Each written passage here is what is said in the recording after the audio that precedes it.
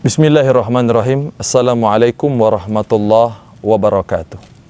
Alhamdulillah, assalatu wassalamu ala rasulillah wa ala alihi wa sahbihi wa man wala.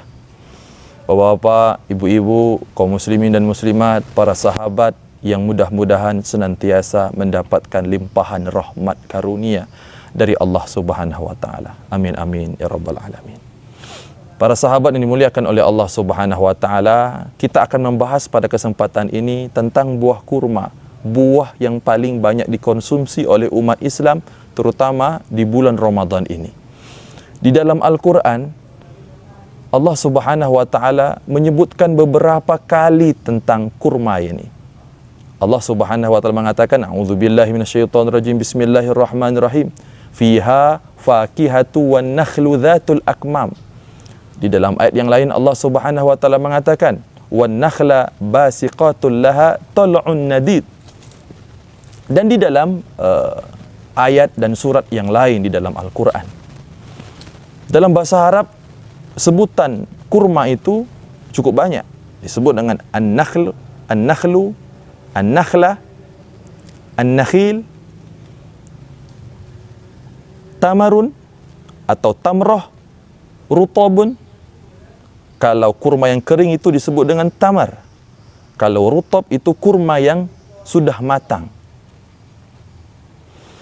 Dan kurma ini sesungguhnya sangatlah bagus untuk dimakan oleh ibu hamil. Karena itu akan berpengaruh terhadap kejeniusan seorang anak nanti ketika dilahirkan. Sebagaimana yang Allah Subhanahu wa taala katakan di dalam Al-Qur'an, ketika Ibunda Siti Maryam mau melahirkan Nabi Isa alaihi salam, waktu itu di bawah pokok kurma, dan Allah Subhanahu wa taala memerintahkan, wa huzzi ilaiki bijiz'in nakhlah tusaqit alaiki rutoban janiyah. Wahai Maryam, goyangkanlah pangkal pokok kurma itu, maka akan jatuhlah buah kurma yang matang itu sehingga bisa dimakan. Para sahabat yang dimuliakan oleh Allah Subhanahu wa taala, yang ingin saya sampaikan, banyak kita yang kurang paham tentang mengkonsumsi buah kurma ini.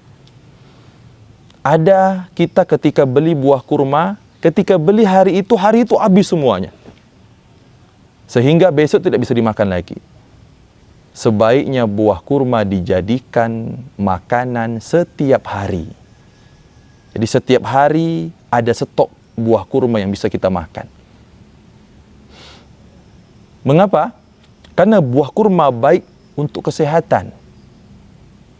Dan cara mengkonsumsi buah kurma, jangan banyak makan buah kurma, kemudian banyak makan makanan yang pokok atau makan makanan berat. Karena sesungguhnya buah kurma kalorinya cukup tinggi.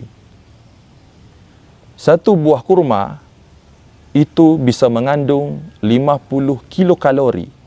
Kalau 7 buah kurma kita makan, itu mengandung sekitar 350 kalori. Sekitar 100 gram kalau 7 buah kurma. Kalau kita makan 3 buah kurma, itu berarti sekitar 150 kilokalori. Nah, nasi putih, satu piring, itu berapa kalori? Sekitar 135 kilokalori. Jadi 3 buah kurma setara dengan 1 piring nasi. Maka daripada itu, Nabi Muhammad SAW di dalam sebagian riwayat hadis, Nabi ketika makan kurma selalu dibarengi dengan buah.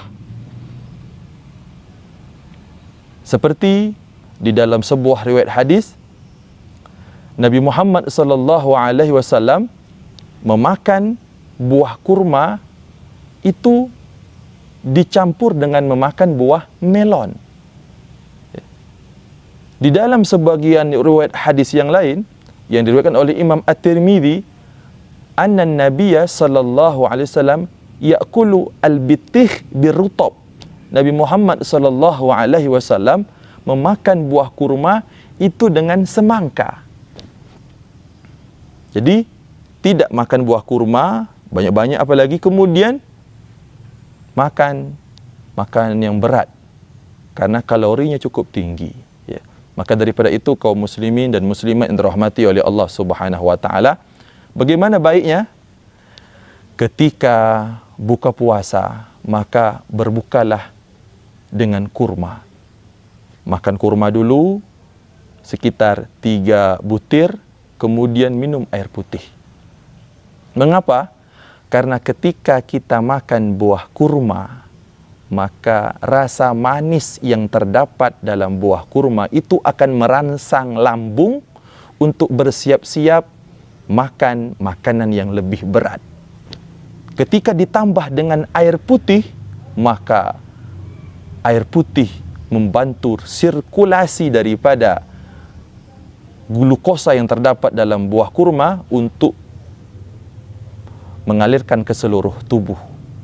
Maka buah kurma sangat baik dimakan ketika pembuka. Apalagi setelah itu minum air putih. Dan jangan langsung makan berat. Jeda dulu dengan melaksanakan solat maghrib, kemudian berzikir kepada Allah Subhanahu wa taala 5 atau 10 menit, kemudian setelah itu barulah kita makan berat. Jadi lambung ini siap untuk menerima makanan yang berat-berat. Begitu juga bagi ibu yang baru sudah melahirkan, anaknya baru dilahirkan, itu paling bagus untuk ditahnik caranya. Ditahnik yaitu dikunyah-kunyah buah kurma kemudian diberikan kepada anak yang baru lahir. Para sahabat yang dirahmati oleh Allah Subhanahu wa taala, kemudian ketika sahur, makanan yang paling bagus untuk dikonsumsi adalah buah kurma kemudian dicampur dengan semangka atau melon atau buah jeruk. Karena apa? 3 biji atau 3 butir kurma atau 7 butir kurma campur dengan semangka itu adalah modal cukup untuk tubuh kita supaya lebih bertenaga ketika berpuasa. Maka lagi-lagi kita diingatkan oleh Allah Subhanahu wa taala, falyanzuril insanu ila ta'amih. Hendaknya manusia itu memperhatikan makanannya. Karena yang kita makan sangatlah berpengaruh kepada tubuh kita, sangatlah berpengaruh kepada akal pikiran kita. Wallahu a'lam bishawab. Semoga bermanfaat. Wassalamualaikum warahmatullahi wabarakatuh.